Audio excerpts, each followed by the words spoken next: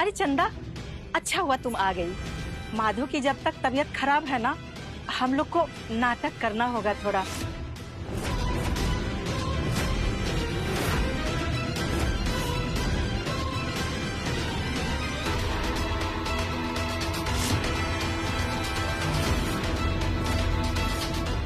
सी, इस सी हमारे हाथ में काहे लिखा है?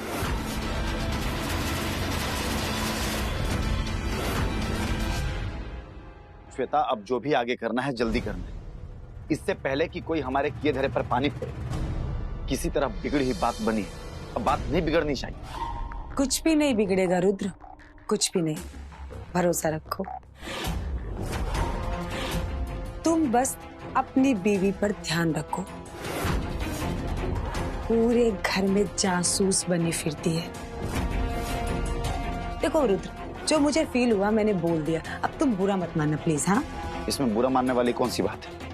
तो तुम चिंता मत करो उसकी। हम ऐसा उपाय किए है ना, ये आज के बाद वो मुंह में टेप और कान में रुई डाल के घूमेगी।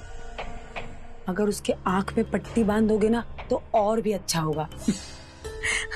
लेकिन मत बांधना प्लीज। हाँ, अगर ठोकर वोकर खा के गिर गई ना तो खाम खा तुम्हारा खर्चा बढ़ जाएगा। हाँ बेटा, मजाक छोड़ो, सीरियस बात करो आगे की प्लानिंग को लेकर के। जब बाजी अपने हाथ में तो दुश्मन को काहे छोड़ना है हम लोगों को? मैं तुम्हारी बात से 100% सहमत हूँ।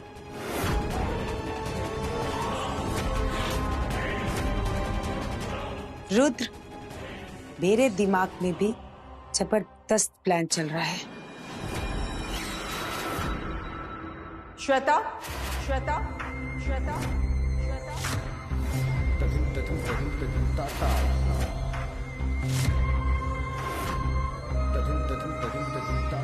अपना प्लान तुम अपने पास रखो, समझी? काहे कि आज जो कुछ भी हम लोग झेल रहे हैं ना, वो सब तुम्हारे प्लान का नतीजा है। और तुम दोनों के कहने पर अगर हम चलने लगे ना तो बहुत जल्दी घर, मकान, रुपया, पैसा, जायदाद सब हमारे हाथ से निकल जाए। और बहुत जल्दी कटोरा लेके भीख मांगने की नौबत आ जाएगी। इसलिए अपना दिमाग को कुछ दिन के लिए शांति प्रदान करो और जैसा जैसा हम कहते हैं वैसा ही करो। हम अपने दिमाग में एक प्लान बनाए क्या, बल्कि उस पे काम भी शुरू कर दिए। देखो, माधव की याददाश्त जाने के बाद भी हम चंदा को ई घर में अपने पास रखे हैं। इसकी बहुत एक खास वजह है। और अगर माधव की याददाश्त वापस आ भी गई तो जब वो चंदा को अपने सामने देखेगा तो उसका भरोसा हमरे ऊपर और बढ़ जाएगा। वो सोचने पर मजबूर हो जाएगा कि इतना कुछ होने के बाद भी हम चंदा को अपने साथ बड़ी प्यार और इज्जत से रखे हुए हैं। वरना ऐसी हालत में हम चंदा को उसके मायके जबरदस्ती भेज सकते थे। लेकिन हम लोगों को माधव के सामने ऐसे पेश आना है जैसे उसके सबसे बड़े शुभचिंतक हम लोग हैं। हम सारा प्लान बना चुके हैं, लेकिन ये बार अगर कोनो बेवकूफी की ना तो लुटिया डूब जाएगी। और ये बार अगर लुटिया डूबी ना तो हमरे हाथ में कुछ भी नहीं बचेगा, समझी? आंटी जी, लेकिन मुझे क्या करना है, कोई हिंट तो दीजिए। समय आने पर सब हिंट मिल जाएगा, समझ गए?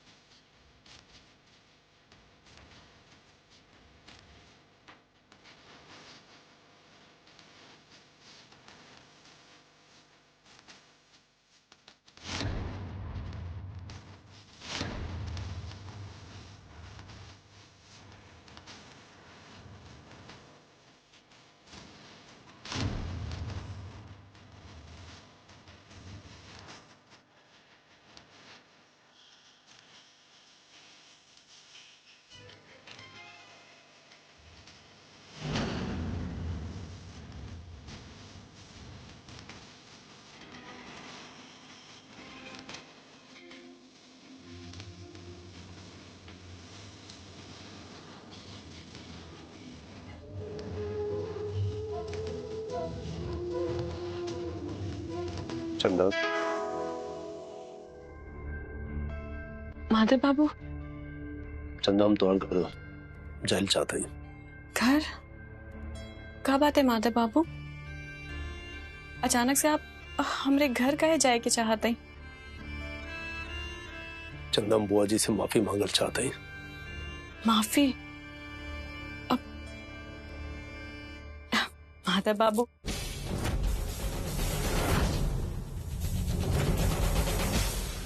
माधव बाबू, आपके परेशान होके की कोनो जरूरत नहीं के। अम्मा तो उस बात के कब भुला चुकल है और आपके माफ भी कर चुकल है। पर चंदा, हम अपने आप के माफ कैसे करा? हमारे दिमाग में बार बार वो बात चलत बा कि हम बुआ जी के साथ काफी बड़ दुर्व्यवहार कैले रहने। जब तक हम खुद ही बुआ जी से माफी ना मांग ली और अपने सामने उनके मुंह से ना सुन लें कि वो हमके माफ के लिए, तब तक हमके चैन ना मिली।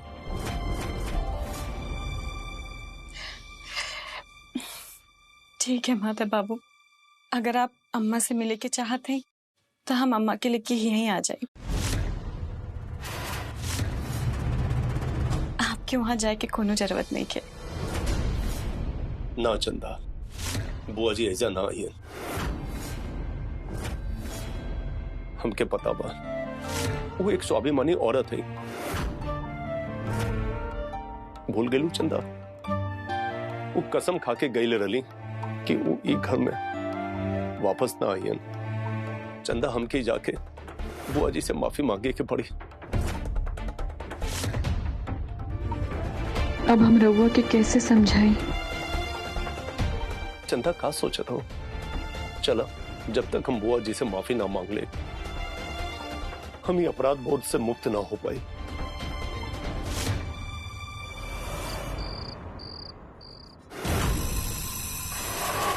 ओम ह्रीं क्लीं चामुंडा है विच्च स्वाहा।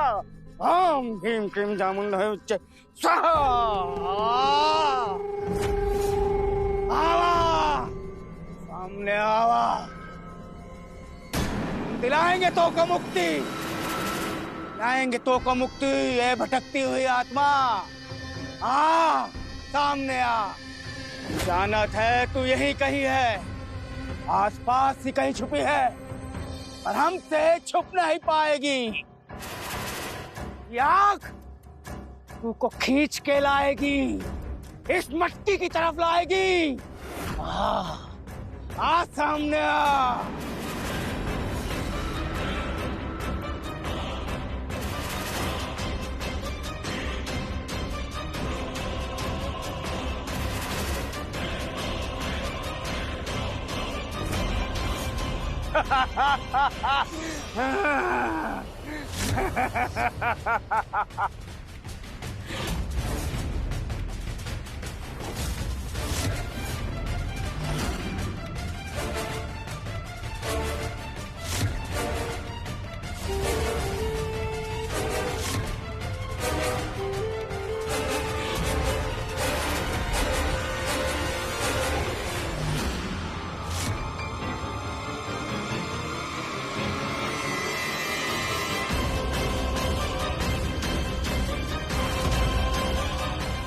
सो जा, तब तक होश में नहीं आना, जब तक तू सबे भूल ना जाए, भूल ना जाए।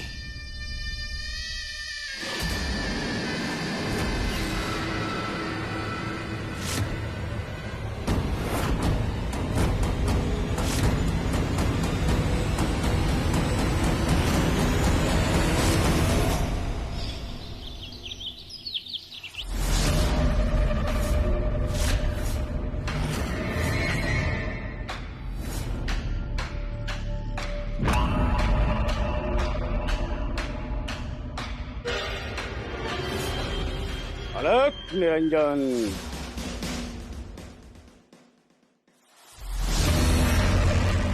हमने वो बुरी आत्मा को पकड़ लिया है। अब वो आपके परिवार को परेशान नहीं करेगी।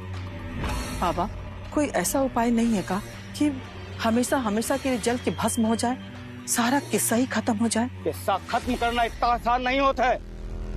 आत्मा की मुक्ति तभी होती है जब उसका समय निश्चित होता है। हमारे पास बहुत सी आत्माएं हैं, पर उनको नष्ट नहीं किया जा सकता। बाबा, ये आत्मा कहीं फिर से छूट तो नहीं जाएगी ना?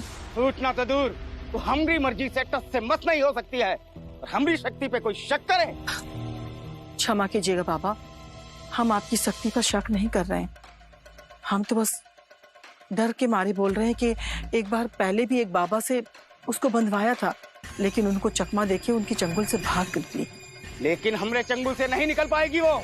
बाबा, हमारा बेटा मरते मरते बचा है। एक कार एक्सीडेंट में उसका याददाश्त चला गया, लेकिन पुरानी बातें तो उसको याद है। कुछ महीने पहले की बात उसको कुछ याद नहीं है बाबा। हमको सब मालूम है। तुम क्या चाहती हो? हम तो चाहते हैं कि उसकी याददाश्त कबहू वापस ना आए। लेकिन डॉक्टर का कहना है कि उसकी याददाश्त वापस आ भी सकती है और नहीं भी। हम कोनो रिस्क नहीं लेना चाहते बाबा। बाबा, हम तो इतना चाहते हैं कि कुछ ऐसा उपाय कीजिए कि जो माधव का ब्याह चंदा के साथ हुआ है वो उसको कबहू याद ना आए। के लिए माधव को यहाँ आना पड़ेगा। बोल, कर पाएगी ये सब? हाँ बाबा, हम लेके आएंगे उसको। अलग निरंजन।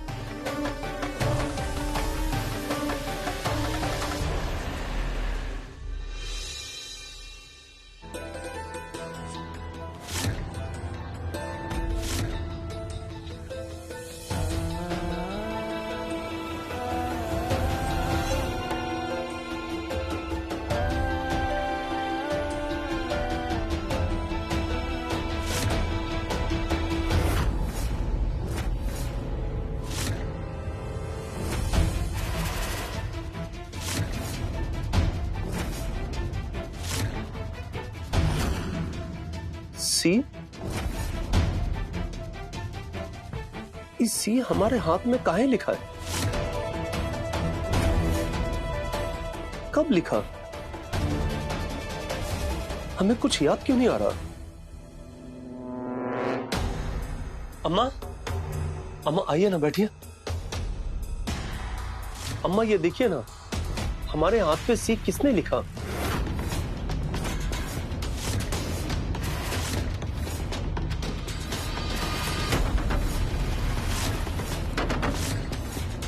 कब लिखा? किसने लिखा? किसने लिखा? हमें कुछ याद नहीं आ रहा अम्मा। हम बाल में लगाने के लिए मेहंदी घोल के रखे थे, हम वही थे। तुम मजाक में चित्रा को याद करके अपने हाथ पे सी लिख दी। ओ, ऐसा हुआ था। पर हमें कुछ भी याद क्यों नहीं है? अरे माधव बेटा, छोड़ो ये सब। हम तुमको कुछ दिखाना चाहते, कुछ बताना चाहते ताकि तुम्हारी याददाश्त वापस आ जाए। हाँ बताइए ना अम्मा। बेटा, कुछ दिन पहले ही तुम्हारी शादी हुई थी।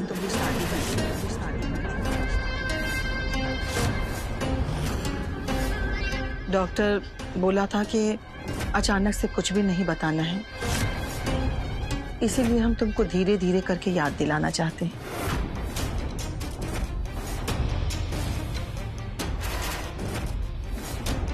ये देखो, सब समझ में आ जाएगा, सब समझ में आ जाएगा, सब समझ में आ जाएगा।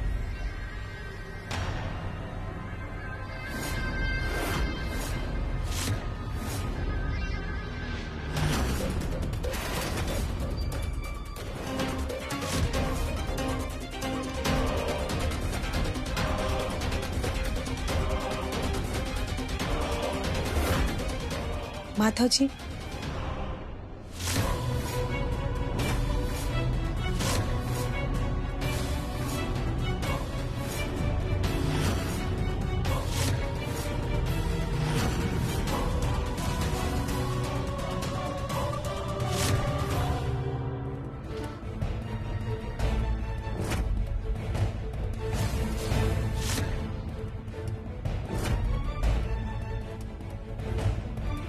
खुश रहो, सदा सुहागन रहो।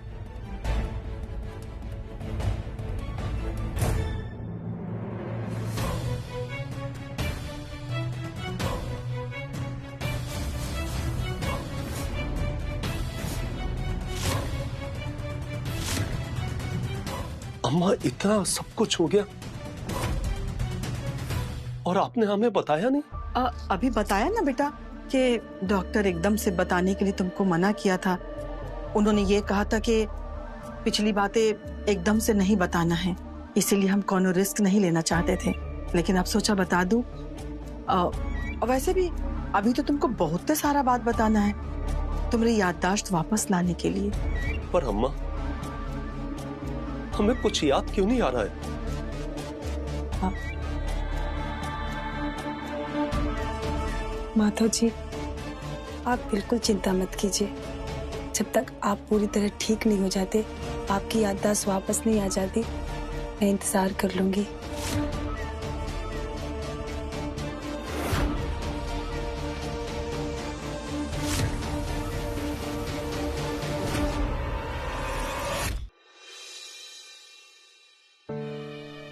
अरे चंदा, अच्छा हुआ तुम आ गई। अब वो का है ना कि माधव की जब तक तबीयत खराब है ना, हम लोग को नाटक करना होगा थोड़ा। माधव को ऐसा लगना चाहिए जैसे कुछ हुआ ही नहीं। मौसी जी, आप का कहे के चाहते हैं? हमरा के कुछ समझ में नहीं क्या आवत। हाँ, अब श्वेता,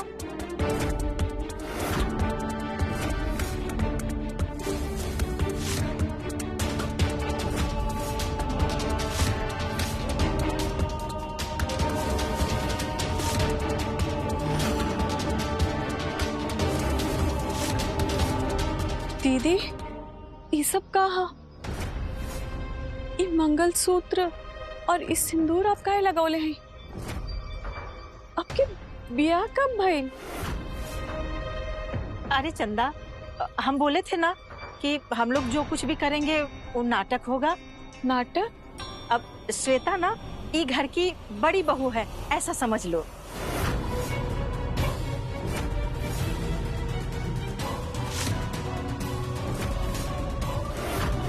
मुझे पता है तुम इस समय क्या सोच रही हो, लेकिन चंदा, हम ये जो कुछ भी कर रहे हैं माधव जी के लिए कर रहे हैं, है ना मौसी जी?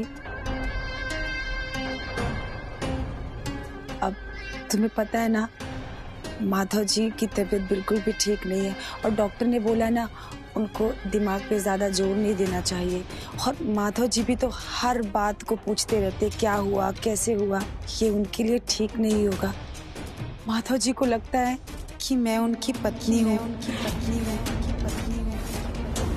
इसीलिए मजबूरी में सिर्फ और सिर्फ माधव जी के लिए मुझे ये करना पड़ रहा है, ताकि उनके दिमाग पर जोर ना पड़े और वो जल्दी ठीक हो जाएं।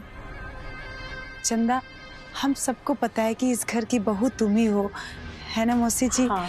पर माधव जी के लिए ये नाटक है। कुछ दिन में ना सब ठीक हो जाएगा, माधव जी भी ठीक हो जाएंगे, तुम टेंशन मत लो। चलो आंसू पोंछो। ठीक है?